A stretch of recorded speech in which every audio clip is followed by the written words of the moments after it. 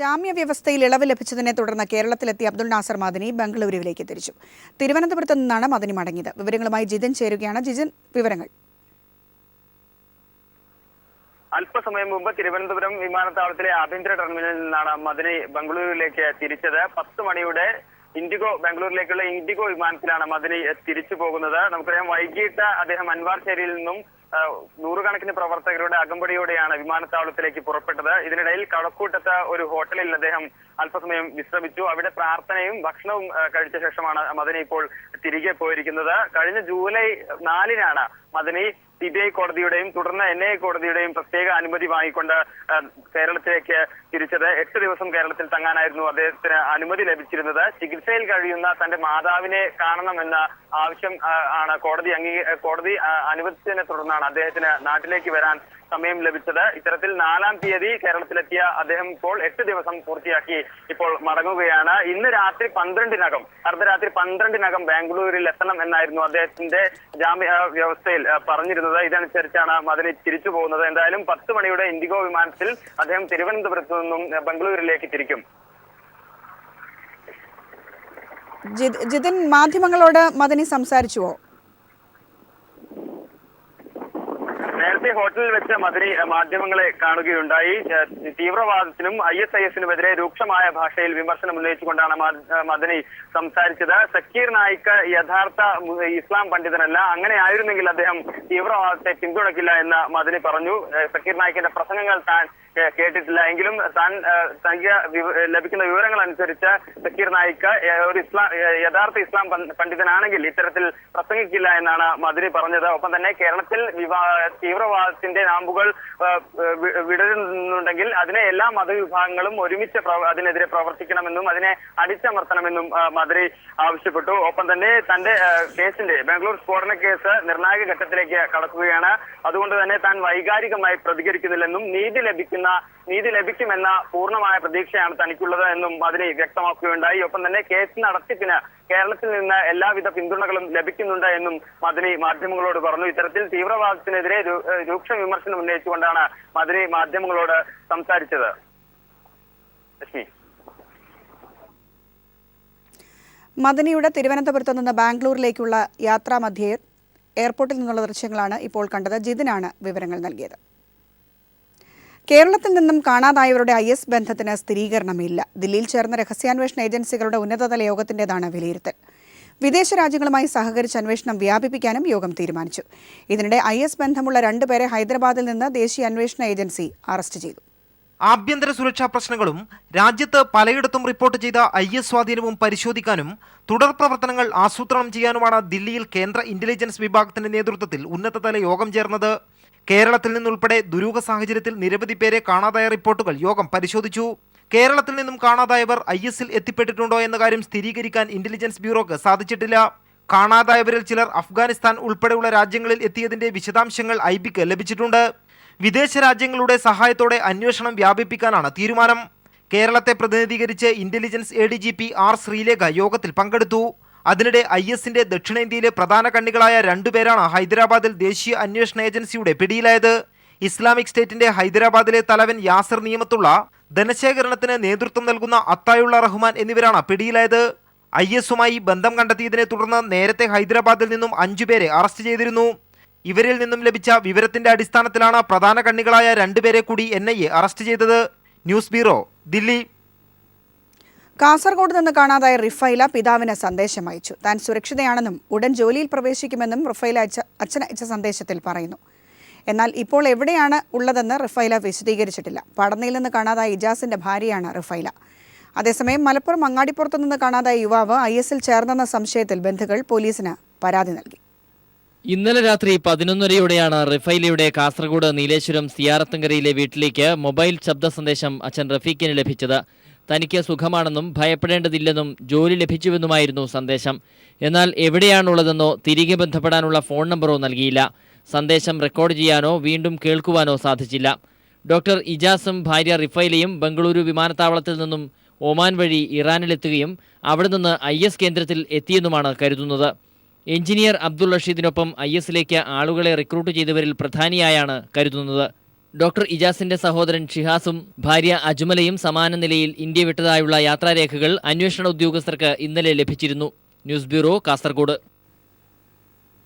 IS വിവാദത്തിന്റെ പേരിൽ ഒരു പ്രത്യേക മതവിഭാഗത്തിനെതിരെ പ്രചാരവേല നടക്കുന്നത് ശരിയല്ലെന്ന് കോടിയേരി ബാലകൃഷ്ണൻ. സാക്കിർ നായിക്കിനെ അനുകൂലിക്കുന്ന നിലപാട് മുസ്ലിം ലീഗിന്റേതാണോ ഏതെങ്കിലും വ്യക്തികളുടെയാണോ എന്ന് വ്യക്തമാക്കണമെന്നും കോടിയേരി പറഞ്ഞു. ക്ഷേത്രങ്ങളിൽ സ്ത്രീകളെ പ്രവേശിപ്പിക്കുന്നതുമായി ബന്ധപ്പെട്ട് UDF സർക്കാർ നൽകിയ സത്യവാങ്മൂലം പുതുക്കി നൽകുമെന്നും കോടിയേരി വ്യക്തമാക്കി.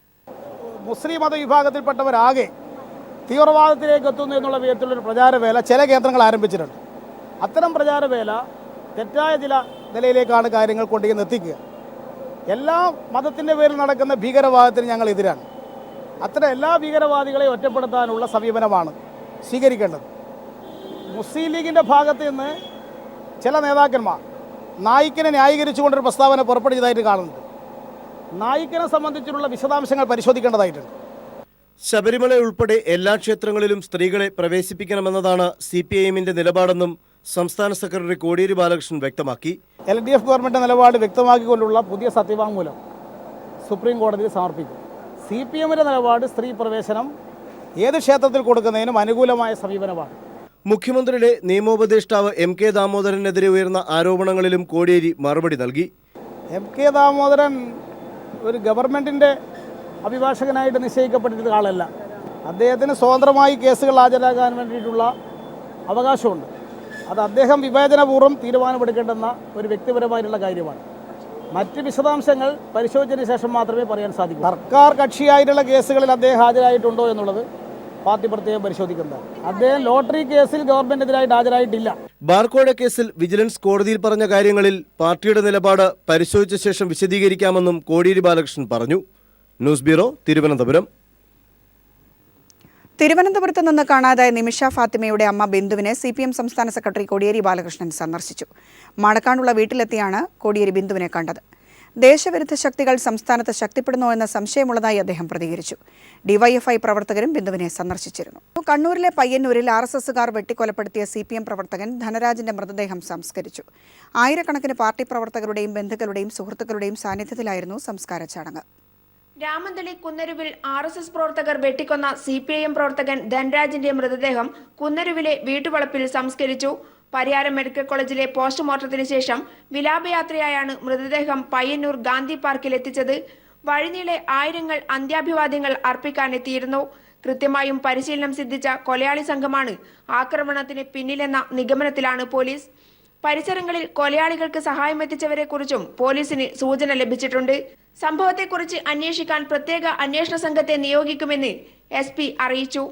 ധൻരാജിന്റെ വീടിന് നേരെ 1 മാസം മുൻപും ആക്രമണം ഉണ്ടായിട്ടുണ്ട്. കൃത്യമായ അജണ്ട വെച്ചുള്ള RSS നീക്കത്തിന്റെ ഭാഗമാണ് ധൻരാജ് വധമെന്നും കണ്ണൂരിന്റെ സമാധാനം തകർക്കാനുള്ള ഗൂഢാലോചനയാണ് ഇതിന് പിന്നിലെന്നും CPIM ജില്ലാ സെക്രട്ടറി PJ രാജൻ പറഞ്ഞു. RSS BJPക്കാർ കൊലവിളി മുദ്രാവാക്യവുമായിട്ടാണ് പ്രകടനം നടത്തിയത്. അതിൻ്റെ തുടർച്ചയായിട്ടാണ് സഖാവ് ധൻരാജൻ്റെ നേരെയുള്ള ഈ നിഷ്ഠൂരമായിട്ടുള്ള കൊലപാതകം. ഇതിൽ കൃത്യമായി RSS BJP നേതാക്കന്മാർക്ക് പങ്കുണ്ട്. BJP നേതാവായിട്ടുള്ള K. സുരേന്ദ്രൻ നേരത്തെ ചാനൽ ചർച്ചയിൽ തന്നെ എടുത്തു പറഞ്ഞ പേരായിരുന്നു സഖാവ് ധനരാജിൻ്റെത്. ഗാന്ധി പാർക്കിലും കുന്നരു പാർട്ടി ഓഫീസിലും വീട്ടിലും അവസാനമായി ധൻരാജിനെ ഒരു നോക്കു കാണാൻ 100 കണക്കിന് ആളുകളാണ് തിങ്ങി നിറഞ്ഞത്. അതേസമയം CPIM ആഹ്വാനം ചെയ്ത ഹർത്താൽ പയ്യന്നൂർ മണ്ഡലത്തിൽ സമാധാനപരമായിരുന്നു. ഒരു നാട് ഒന്നടങ്കം ഒഴുകിയെത്തി പ്രിയ സഖാവിന് അന്തിമോപചാരം അർപ്പിക്കാൻ. കുന്നരുവിൽ നിന്നും PV ജോഷില. ബാർക്കോഴ കേസിൽ പുതിയ തെളിവ് വന്നാൽ പരിശോധിക്കുമെന്ന് വിജിലൻസ് കോടതി. പരാതിക്കാർ പുതിയ തെളിവുകൾ ഹാജരാക്കുകയാണെങ്കിൽ അന്വേഷിക്കാൻ തയ്യാറാണെന്നും വിജിലൻസ് വ്യക്തമാക്കി. വിശദമായ വാദം കേൾക്കാൻ കേസ് ഓഗസ്റ്റ് 16 മാറ്റിവെച്ചു. KM മാണിയെ കുറ്റവിമുക്തനാക്കിയ വിജിലൻസിന്റെ തുടരന്വേഷണ റിപ്പോർട്ട് തള്ളണമെന്ന ഹർജിയാണ് കോടതി പരിഗണിച്ചത്. പരാതിക്കാർക്ക് പുതിയ തെളിവുകളുണ്ടെങ്കിൽ പുനഃപരിശോധിക്കുന്നതിന് തടസ്സമില്ലെന്ന് വിജിലൻസിന്റെ അഭിഭാഷകൻ കോടതിയെ അറിയിച്ചു. മാണിയെ കുറ്റവിമുക്തനാക്കിയ തുടരന്വേഷണ റിപ്പോർട്ട് കോടതിയുടെ പരിഗണനയിലുണ്ട്. ഇതിൽ സ്വമേധയാ അഭിപ്രായം പറയുന്നില്ല. എന്നാൽ പുതിയ തെളിവുകൾ ഉണ്ടായാൽ കേസ് പുനഃപരിശോധിക്കുന്നതിനും വീണ്ടും അന്വേഷിക്കുന്നതിനും തടസ്സമില്ല. ഇതായിരുന്നു വിജിലൻസ് കോടതിയിൽ സ്വീകരിച്ച നിലപാട്. ബാർ കേസ് വീണ്ടും അന്വേഷിക്കുന്നതിന് കഴിഞ്ഞ ദിവസം വിജിലൻസ് ഡയറക്ടർ ജേക്കബ് തോമസ് നിയമോപദേശം തേടിയിരുന്നു. തുടരന്വേഷണത്തിൽ കോടതി നിർദ്ദേശങ്ങൾ പാലിച്ചിട്ടില്ലെന്ന നിയമോപദേശമാണ് ഡയറക്ടർക്ക് ലഭിച്ചത്. ഈ സാഹചര്യത്തിലാണ് തുടരന്വേഷണത്തിന്റെ സാധ്യത തള്ളാതെ വിജിലൻസ് അഭിഭാഷകൻ കോടതിയിൽ നിലപാടെടുത്തത്. വരുന്ന മാസം 16-ന് കേസിൽ വിശദമായ വാദം കേൾക്കും. News bureau, Thiruvananthapuram. പശുവിൻ തോൽ വിൽപ്പന നടത്തിയെന്നാരോപിച്ച് ഗുജറാത്തിൽ 4 യുവാക്കളെ വാഹനത്തിൽ കെട്ടിയിട്ട് നഗ്നരാക്കി മർദ്ദിച്ചു. ഗോസംരക്ഷണ സേനയാണ് ആക്രമണത്തിന് പിന്നിൽ. പശുവിന്റെ തോൽ വിൽപ്പന നടത്തിയെന്നാരോപിച്ചാണ് 4 യുവാക്കളെ ഗോസംരക്ഷണ സേനാ പ്രവർത്തകർ അതിക്രൂരമായി മർദ്ദിച്ചത്. നഗ്നരാക്കി കാറിനോട് ചേർത്ത് കെട്ടിയായിരുന്നു മർദ്ദനം.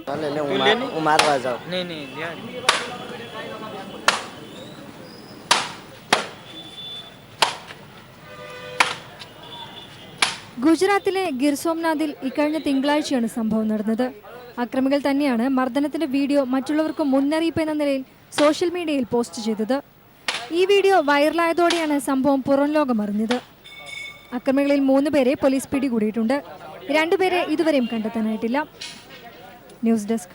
LDF സർക്കാരിന്റെ സൽപ്രവർത്തികളിൽ കുത്തിത്തിരിപ്പുണ്ടാക്കാനും സംസ്ഥാനത്ത് അക്രമം നടത്താനുമുള്ള ചില കേന്ദ്രങ്ങളുടെ പ്രവർത്തനത്തിനെതിരെ ജനങ്ങൾ ജാഗ്രത പാലിക്കണമെന്ന് CPM സംസ്ഥാന സെക്രട്ടറി കോടിയേരി ബാലകൃഷ്ണൻ.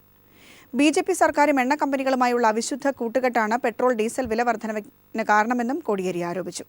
കേന്ദ്ര സർക്കാരിന്റെ ജനവിരുദ്ധ നയങ്ങൾക്കെതിരെ CPM സംഘടിപ്പിച്ച രാജ്ഭവൻ മാർച്ച് ഉദ്ഘാടനം ചെയ്യുകയായിരുന്നു കോടിയേരി. കേന്ദ്ര സർക്കാരിന്റെ വികല നയങ്ങൾ, വിലക്കയറ്റം, തൊഴിലില്ലായ്മ, പൊതുമേഖലാ സ്ഥാപനങ്ങളുടെ വിറ്റുതുലയ്ക്കൽ എന്നിവയ്ക്കെതിരെയാണ് CPM രാജ്ഭവൻ മാർച്ച് നടത്തിയത്.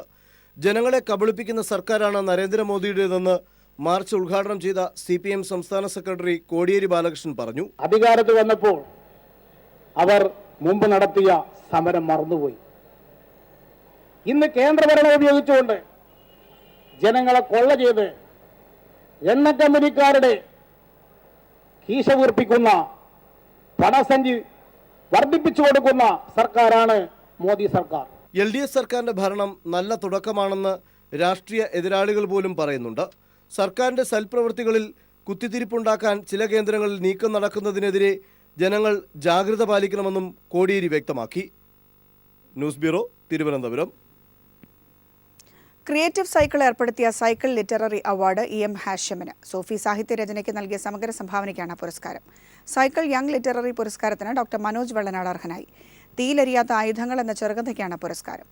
MN Karassery, MV Nikesh Kumar, Sunil CE, Shihabuddin Poythumkadavu, BJ James, Veena എന്നിവരടങ്ങിയ ജൂറിയാണ് പുരസ്കാരങ്ങൾ നിർണയിച്ചത്.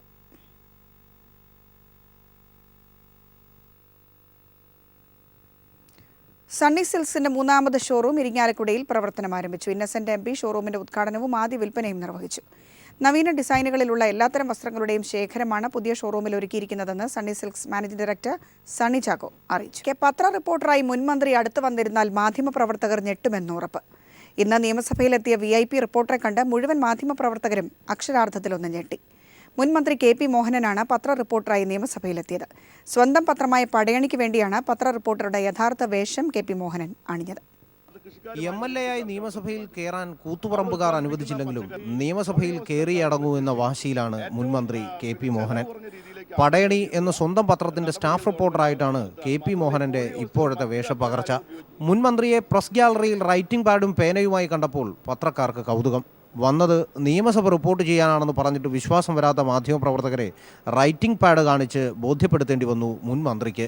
റിപ്പോർട്ടിംഗ് എക്സ്പീരിയൻസ് പഴയ കാലത്ത് സ്പോർട്സിൻ്റെതും അതുപോലെ തന്നെ പ്രാദേശികമായ കാര്യങ്ങളൊക്കെ തന്നെ റിപ്പോർട്ട് ചെയ്തിരുന്നു. MLA ആവുന്നതിന് മുമ്പേ MLAയും മന്ത്രിയും ഒന്നും അല്ലാത്ത സാഹചര്യത്തിൽ ഇതൊരു ആകാമെന്ന് കരുതിയപ്പോൾ വളരെ നല്ല പ്രതികരണമാണ് പലരിൽ നിന്നുണ്ടായത്. അതിൻ്റെ അടിസ്ഥാനത്തിലാണ് ഇന്ന് ആദ്യമായിട്ട് നിയമസഭയിലെ പ്രസ് ഗ്യാലറിയിൽ റിപ്പോർട്ട് ചെയ്യാൻ എത്തിയത്. 1973 തലശ്ശേരിയിൽ നിന്നാരംഭിച്ച പടയണി എന്ന സായാഹ്ന പത്രം സ്വന്തം പിതാവായ PR കുറുപ്പിൽ നിന്നും ഒസ്യത്തായി കിട്ടിയതാണ് KP മോഹനന്. ഈ സമ്മേളനത്തിൽ നാളെ കൂടെ പത്രപ്രവർത്തകനായി KP മോഹനൻ സഭയിലുണ്ടാവുമെങ്കിലും അടുത്ത സമ്മേളനം മുതൽ മുഴുവൻ സമയ പത്രക്കാരനായി മാറാനാണ് KP മോഹനന്റെ തീരുമാനം. S ജീവൻകുമാർ, തിരുവനന്തപുരം. സ്പോർട്സ് വാർത്തകൾ. 2016 റിയോ ഒളിമ്പിക്സിനുള്ള പുരുഷ വനിതാ ഇന്ത്യ ഹോക്കി ടീമുകളെ പ്രഖ്യാപിച്ചു. ഹോക്കി ടീമിനെ മലയാളി താരം ശ്രീജേഷ് നയിക്കും. 36 വർഷങ്ങൾക്ക് ശേഷമാണ് ഇന്ത്യൻ വനിതാ ഹോക്കി ടീം ഒളിമ്പിക്സിന് യോഗ്യത നേടുന്നത്. ടീമിന്റെ വൈസ് ക്യാപ്റ്റനായിരുന്ന മലയാളി താരം ശ്രീജേഷ് ഇനി റിയോ ഒളിമ്പിക്സിനുള്ള ഇന്ത്യൻ ഹോക്കി ടീമിനെ നയിക്കും. മുൻ ക്യാപ്റ്റൻ സർദാർ സിംഗിന്റെ പേര് ഹോക്കി ഇന്ത്യയുടെ പരിഗണനയിൽ ഉണ്ടായിരുന്നുവെങ്കിലും ചാമ്പ്യൻസ് ട്രോഫിയിലെ മിന്നുന്ന പ്രകടനം ടീം അമരത്തേക്ക് ശ്രീജേഷിനെ പരിഗണിക്കാൻ കാരണമായി. 16 അംഗ ടീമിൽ ലൈംഗിക വിവാദത്തിൽപ്പെട്ട മുൻ ക്യാപ്റ്റൻ സർദാർ സിംഗുമുണ്ട്. കഴിഞ്ഞ ഇഞ്ചിയോൺ ഏഷ്യൻ ഗെയിംസിൽ പാകിസ്ഥാനെ തകർത്തപ്പോഴും ട്രൈബേക്കറിൽ തിളങ്ങിയ ഗോൾ കീപ്പർ ശ്രീജേഷ് ആയിരുന്നു ടീമിന്റെ ഹീറോ. മികച്ച ടീമാണെന്നും ഒളിമ്പിക്സിൽ മെഡൽ നേടാനാകുമെന്നാണ് പ്രതീക്ഷയെന്നും ശ്രീജേഷ് പ്രതികരിച്ചു. ഹോക്കി ഒരു ടീം ഈവൻ്റ് ആണ്. അപ്പം എല്ലാവർക്കും, അതായത് കളിക്കുന്ന 16 പേർക്കും അല്ലെങ്കിൽ ടീമിലുള്ള 18 പേർക്കും ആ ഒരു റെസ്പോൺസിബിലിറ്റി ഉണ്ട്. അപ്പോൾ എന്നെ സംബന്ധിച്ചിടത്തോളം ഈ ഒരു ക്യാപ്റ്റൻഷിപ്പ് ഉറപ്പായിട്ടും എല്ലാവർക്കും ഉള്ള ഒരു റെസ്പോൺസിബിലിറ്റി അവർക്ക് പകർത്തു കൊടുക്കുകയും അവർക്ക് ടീമിന് വേണ്ടി കളിക്കാൻ പ്രേരിപ്പിക്കുകയും ചെയ്യണം. അതായിരിക്കും ഒരു ലക്ഷ്യം. എന്തായാലും 3.5 പതിറ്റാണ്ടിന് ശേഷം ഒളിമ്പിക്സിലേക്ക് യോഗ്യത നേടിയ ഹോക്കി ഇന്ത്യ വനിതാ ടീമിനെയും പ്രഖ്യാപിച്ചു. മണിപ്പൂർ സ്വദേശിനിയും ടീം ഡിഫൻഡറുമായ സുശീല ചാന്താണ് ക്യാപ്റ്റൻ. 36 വർഷങ്ങൾക്ക് ശേഷമാണ് വനിതാ ഹോക്കി ടീം ഇത്തവണ ഒളിമ്പിക്സിന് യോഗ്യത നേടിയിരിക്കുന്നത്. പുരുഷ ഹോക്കി ടീമാകട്ടെ മലയാളി താരം PR ശ്രീജേഷിന്റെ നായകത്വത്തിലും ആരാധകരുടെ പ്രതീക്ഷ വാനോളമാകുമെന്ന് ഉറപ്പ്. ക്യാമറാമാൻ രാജീവ് കണ്ണാടിക്കൊപ്പം മനുശങ്കർ, ന്യൂസ് ബ്യൂറോ, ദില്ലി.